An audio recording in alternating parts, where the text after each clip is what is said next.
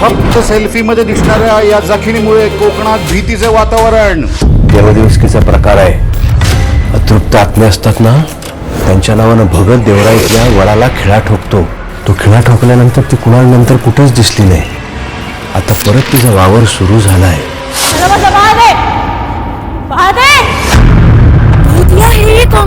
हे कोणी लोक येतात आणि आपल्या कोकणाला भूतिया कोकण म्हणतात.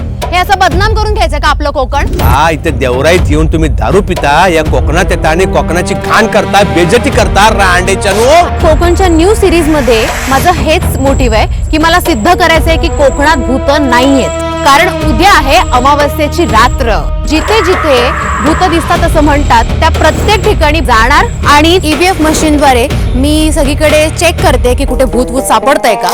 पण मला आतापर्यंत काही सापडलेलं नाहीये. So I can bet on it की कोकणात भूत नाहीये.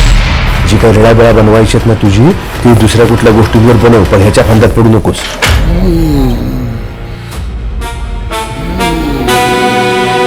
आणि ह्या अशाच गोष्टी पुढे जाऊन भूतांच्या नावे पसरतात. ही जी बाई दिसते ती फक्त कॅमेऱ्यात दिसते, नुसत्या डोळ्यांना नाही दिसत आहे. हा काय प्रकार आहे?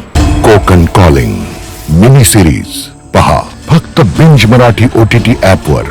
आजच डाउनलोड करा binge Marathi OTT app. Android, iOS, web वर उपलब्ध. पहिला भाग संपूर्ण फ्री, नो चार्जेस.